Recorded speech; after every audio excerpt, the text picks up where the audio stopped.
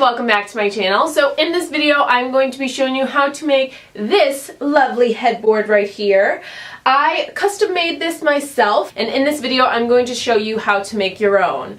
I fell in love with this kind of headboard until I found out the price. The price was like $400 and I was just flabbergasted at how much money they were and thought, I could probably make that myself. So this headboard is actually made out of foam board, out of poster board from the dollar store, yeah, in fabric. This headboard actually cost me $26, and if you want to see how to make your own and custom make your own, then please keep watching.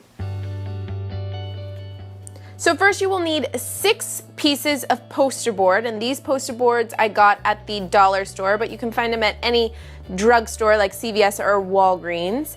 And depending on how large your bed is, I have a full-size bed, so I'm going to be making my headboard 54 inches long, and since the poster board that I purchased is 20 inches by 30 inches, I'm just going to have the 30 inches be the height of the headboard.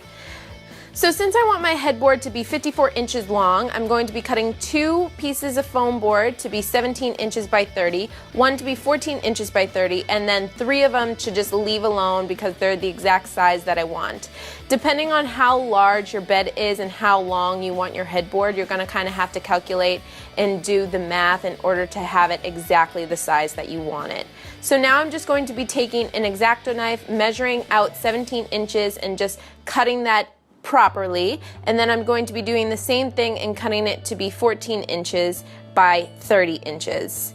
So it will kind of look like this. Regular poster board that we did not cut right in the middle, which is a 20 by 30, and then 2 17s on the end. And then on the other side, you're going to do 14 and then 2 20s on the sides.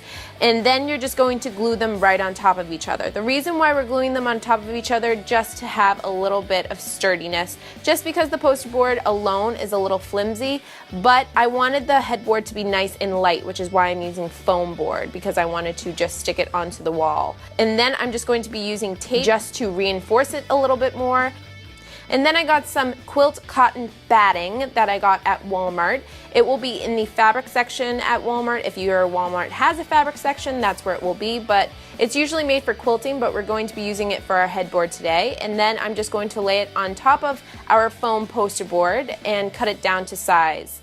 And then once that is all done, then I'm just going to take a hot glue gun and glue it onto the back. Make sure that you pull the cotton really nice and tight before you actually glue it down. And when you do glue it down, be careful with the hot glue gun because it can get extremely hot. So I would just advise you to use something. I'm just using a piece of excess poster board to kind of press it down. Then once you're done with that, you're just going to cut off the excess right on the back. I'm actually going to be doing a double layer of cotton, so I'm just going to be repeating the exact same process. And then once that is all complete and your cotton is how you want it, then you will just lay down your fabric. This fabric is really cool. It's a very neutral color and it has a little bit of sheen and glitter to it. You can't really tell in the camera. The camera's really not picking up the kind of sheen to it, but it's a really, really pretty fabric. And then I'm just going to be doing the exact same thing that I did with the cotton and pulling the fabric super, super tight and then gluing it down right on the back. And with the corners, I would just kind of do it exactly how you wrap a Christmas present or a birthday present with wrapping paper. Exactly how you kind of wrap a present, you'll wrap the corners of the headboard with your fabric. And I'm just going to be using an oven mitt to kind of press it down because that glue gun is super hot. You could probably burn yourself with it.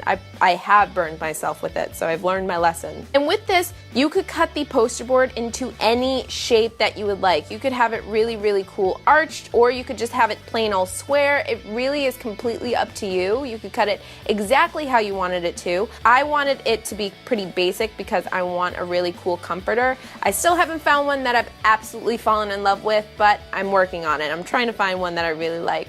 But I really wanted a colorful one, which is kind of why I picked a neutral color with my fabric. Then once you turn it over, you will reveal your nice pretty headboard.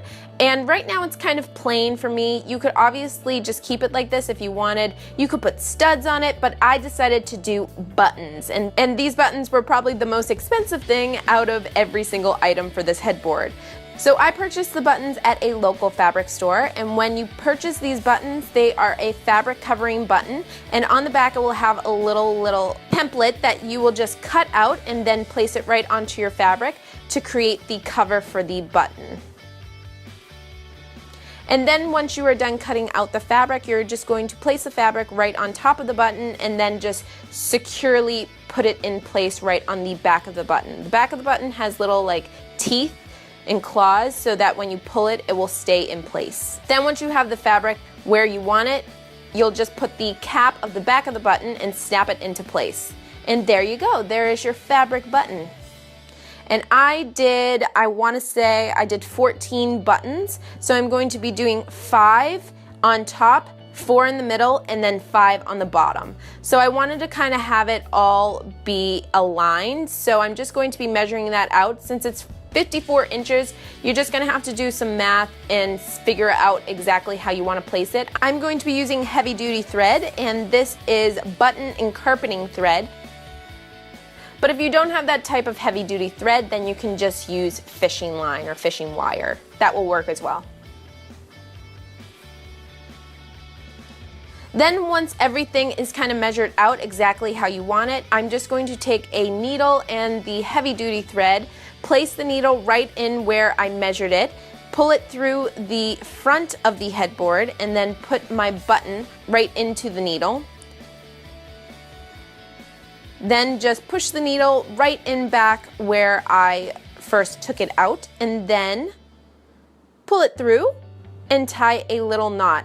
And since I wanted kind of a little puckering effect with the button, I'm going to be pulling the button really tight so it has a little bit of puckering from the fabric. And then I'm just going to repeat the same process 13 more times because I have 14 buttons.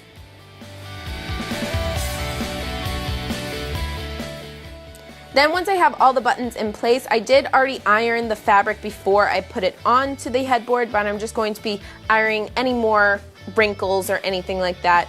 And then since there is a lot of foam on the back, it's going to be kind of hard to mount it to the wall, so I'm just going to be placing some little cutouts of poster board and gluing them right on the back, so then when I put the command strips on, it will just be easier to just put it onto the wall or mount it onto the wall. And then I'm going to be putting 2 on the sides and then 2 right in the middle. And I'm going to be using these heavy duty command strips. You can find these at Target, Walmart, CVS, really anywhere, but they're super heavy duty. And I really like these because then you don't have to use nails or screws and put holes in your walls. They're easy to take off and easy to put on, which is why I love them. Then once you are all done with that, you're just going to simply take off the back of the command strips, the sticky part, and simply just put it exactly where you want it, right in your room, but you will have to stick it to a wall. And that is the finished product. I really hope that you guys like this video. Try it out for yourselves. It was super easy, and you can customize this headboard to your liking. You can do so many different prints, so many different colors. You can change up your headboard and you can change up your comforter with it. You can kind of have it matching. So I really hope that you guys like this video. If you do try it out, please tag me on Instagram or Twitter. On Instagram, I'm Miss Alexa Catherine, and then on Twitter, I'm Miss Alexa Cat. So please tag me if you guys try this out for yourselves. I hope that you like it. Please subscribe, and I love you. Bye.